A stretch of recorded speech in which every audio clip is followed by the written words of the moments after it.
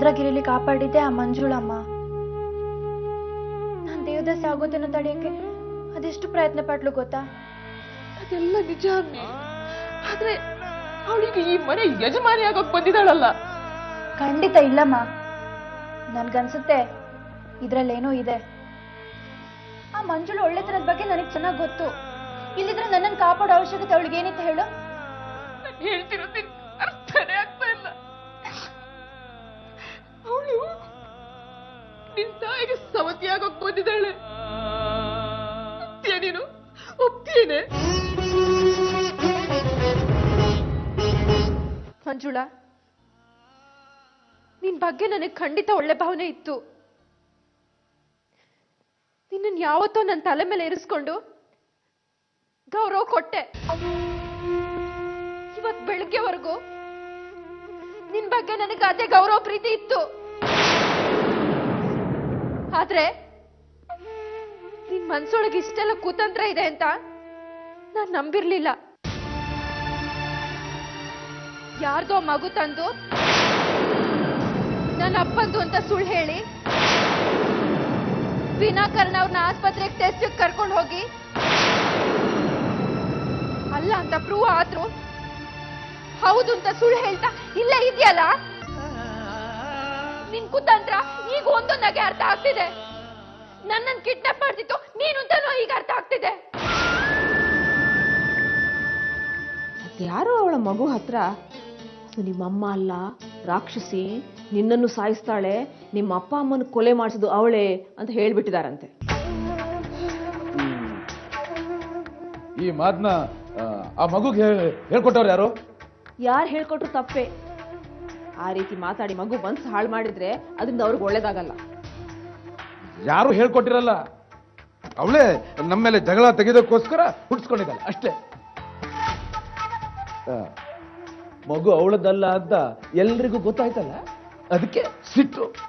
ಅದೆಲ್ಲ ಹಾಗಿರ್ಲಿ, ಕಲ್ಪನಾ ತುಂಬಾ ನೊಂದ್ಕೊಂಡಿದ್ದಾಳೆ. ಅವಳಕ್ಕ ದಿನ ಇಲ್ಲಿ ಜಗಳ ಆಡ್ತಾ ಇದ್ರೆ ಅವಳಾದ್ರೂ ಹೇಗೆ ನೆಮ್ಮದಿಯಾಗಿರ್ತಾಳೆ?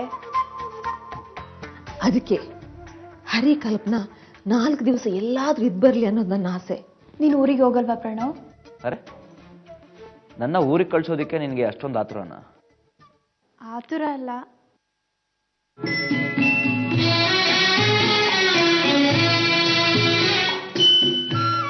ನೀನಿಲ್ಲಿದ್ರೆ ನನಗೆ ಚಿತ್ರಹಿಂಸೆ.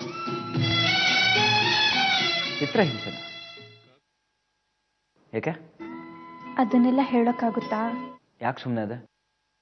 ಚಿತ್ರಹಿಂಸೆ ಅಂತ ಯಾಕೆ ಹೇಳ್ದೆ? ಅದನ್ನ ನೀನೇ ಅರ್ಥ ಮಾಡ್ಕೊ. ಅದನ್ನೆಲ್ಲ ಹೇಳೋಕ್ಕಾಗಲ್ಲ. ಅರ್ಥ ಆಗತ್ತೆ ಅಂತ.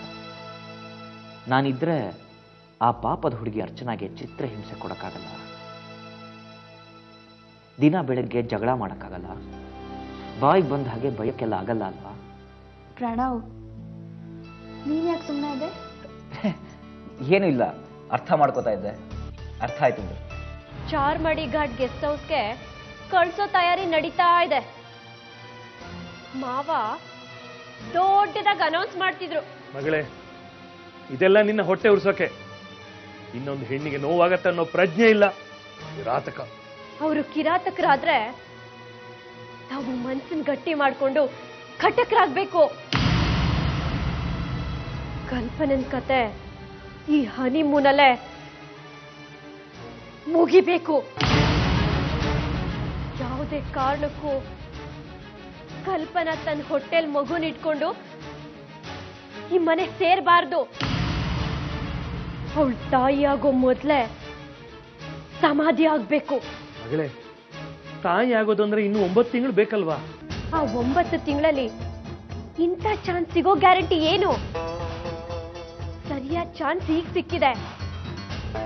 ನನ್ನ ಹೊಟ್ಟೆ ಉರ್ಸೋ ಅವ್ರ ಪ್ಲಾನ್ ಸಕ್ಸಸ್ ಆಗೋದ್ರೊಳಗೆ ಅವ್ರ ಹೊಟ್ಟೆಗೆ ಬೆಂಕಿ ಬಿದ್ದಿರ್ಬೇಕು. ಇದು ನಿಮ್ ಕೆಲ್ಸಪ್ಪ. ಇದು ಆಗ್ಲೇಬೇಕು.